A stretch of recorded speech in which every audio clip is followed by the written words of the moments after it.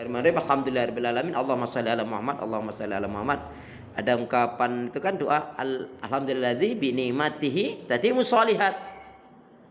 Artinya segala puji milik Allah yang segala dengan nikmat karunia-Nya menjadi baik dan sempurna. Nah, kita punya kaidah yang sering saya sampaikan, di antaranya kan ada beberapa tadi. Lebih baik dipaksa masuk surga daripada dibiarkan masuk neraka. Kenapa? Jiwa ini memang harus dipaksa. Untuk sholat, zikir, baca Quran, menuntut ilmu, silaturahim, bertemu bersahabat dengan orang-orang yang baik, sholih-sholihah, ya. Nah, nanti kita juga kalau dalam tahajud kita sudah ngaji kan, dibarengi kalau bisa ya dengan 6 amalan. Tahajud itu akan nikmat, Bu, kalau diiringi dengan 6 amalan. Seperti apa?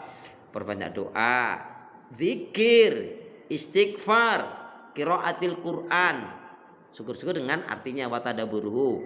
Kemudian sholawat Nabi. Kan gampang itu. Artinya habis sholat kita bisa lakukan, atau berdoa doa dulu, zikir dulu, istighfar dulu, baca Quran dulu. Kalau mau yang akhir enggak masalah, tergantung enaknya nyamannya aja. Ya, terus mendoakan orang lain, ya. Berarti pada saat itu kita sudah melakukan 6 amalan selain tahajud kan? Berarti 7 amalan. Ibu bisa sholawat Nabi. Allahumma sholli ala Muhammad. Nah, alhamdulillah. Jadi jangan bilang bisa ya. Jadi jawabnya Allahumma sholli ala Muhammad. Gak kelar-kelar nanti kalau bisa gitu ya.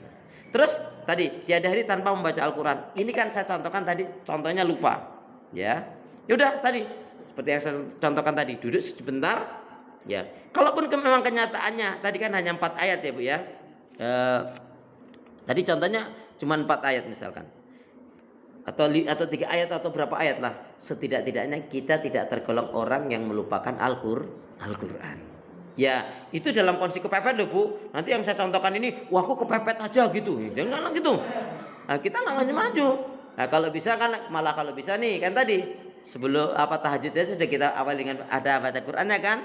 Nah, berarti yang lainnya tinggal tambah yang lebih banyak. Ya.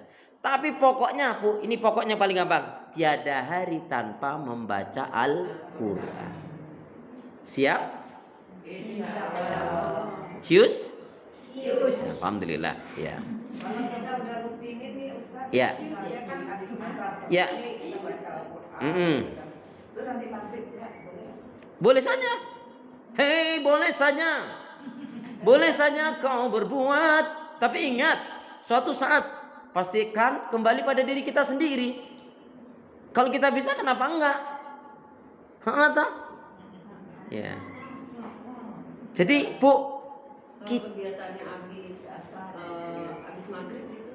Iya, memang yang diantara yang paling baik adalah kapan sih kita yang paling baik baca Quran? Kapan? Kapan saja. Kapan saja.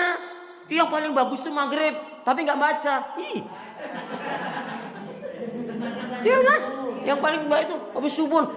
Paling baik itu habis subuh, tapi habis subuh ngantuk malah tidur, nggak baca. Makanya apa? Kapan saja yang kita sempat. Nah, cuman bagus tadi kita ada waktu-waktu yang rutin. Artinya waktu rutin itu waktu yang kita mungkin nggak baca Quran, gitu loh, Bu. Ya, misalkan tadi kita ngambil rutin kita ba'da subuh dan ba'da asar boleh atau ba'da maghrib. Memang, Bu, yang lebih ini juga nggak ada sebetulnya, nggak ada keterangan yang lebih afdol itu waktunya ba'da subuh, nggak ada. Itu hanya pendapat ulama, artinya bukan nas ya, Bu ya. Kalau nas kan dari Nabi ya.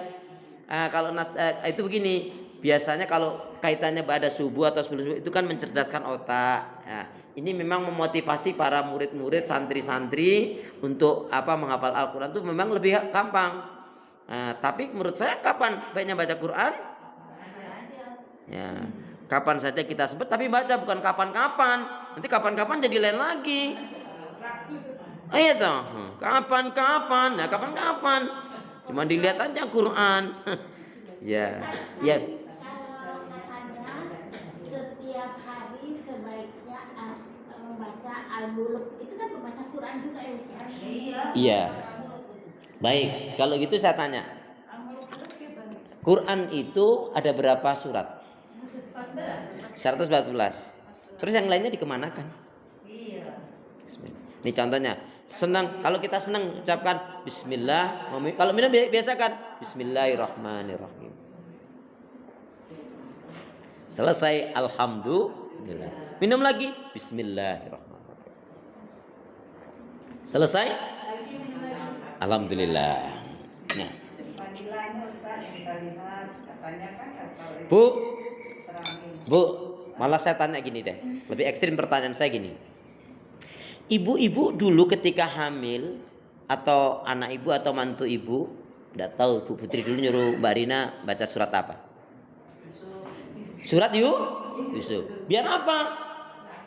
Biar cakep, biar ganteng. Maaf, masalah cakep dan ganteng lihatlah bahannya. Kalau bapak Loh, jelek ya. betul nggak? Sekarang pertanyaannya gini Bu, maaf ya. Halo, pertanyaan saya begini. Kenapa kok yang dibaca surat Yusuf, kok nggak surat Muhammad? Ayo saya tanya. Ada nggak surat Muhammad? Ada. Kok nggak surat Muhammad yang dibaca? Katanya biar anaknya cakep. Anaknya, kenapa nggak surat Muhammad? Muhammad juga cakep, tapi yang terkenal Siapa yang bilang Nabi Muhammadnya cakep? Tola al-badru alaina, wajah Nabi itu berseri. bulat. Nabi Yusuf itu Bu cakep ganteng di zamannya.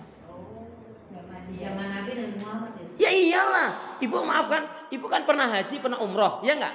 Ketika umroh saja ibu, ketika di Masjidil Haram, ketika di Mekah atau Madinah, ibu ngeliat orang Arab maaf ya, yang askar-askar saja, yang orang Arab biasa gitu loh Bu. Itu cakep dia Bu, ha kan? Dapat lihat Ustaz. Alah masa nggak lihat cius? Lo nggak artinya gini, ibu ngelihat yang Arab biasa saja itu bukan yang Quraisynya cakep. Kalau yang jelek itu udah apa tuh? Kan ada yang hitam. Nggak jelek, nggak boleh bilang jelek. Ya hitam aja.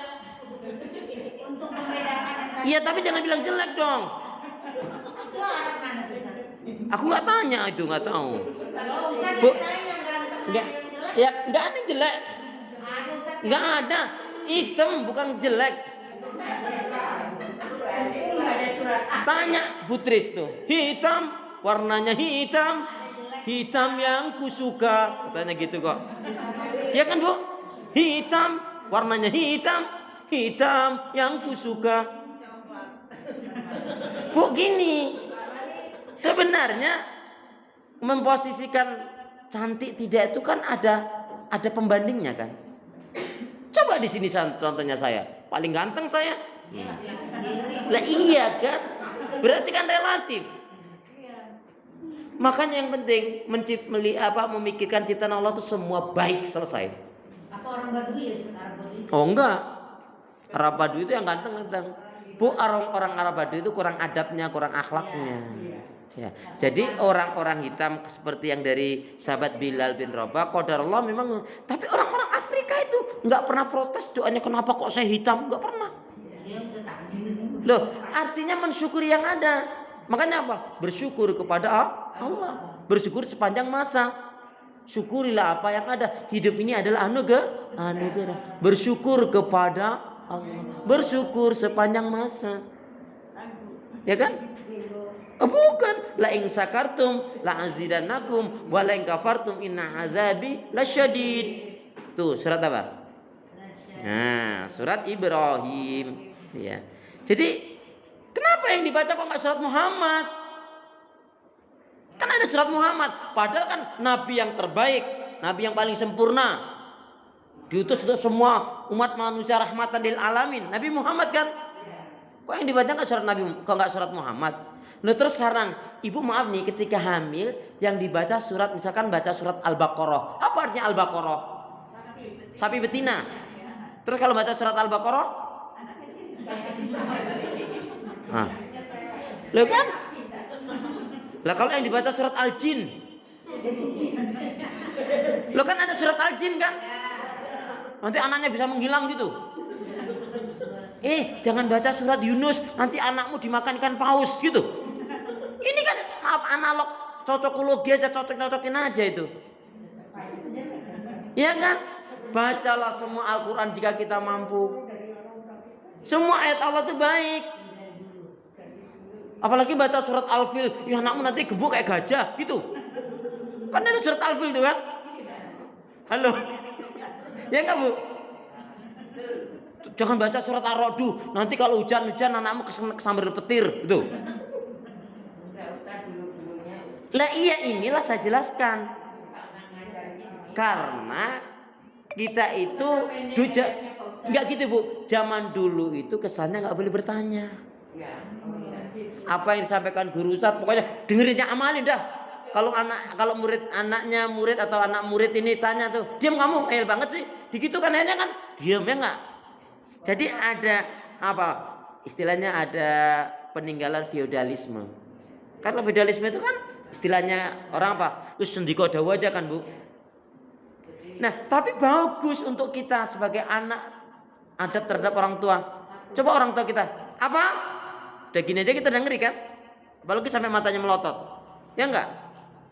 Coba zaman sekarang gurunya melotot. Ya, nah tuh. Baru contohnya langsung dipelototin lagi tuh coba. Jadi ya enggak salah sih, tapi begitulah dulu cara. Tapi kan masa kita enggak berubah?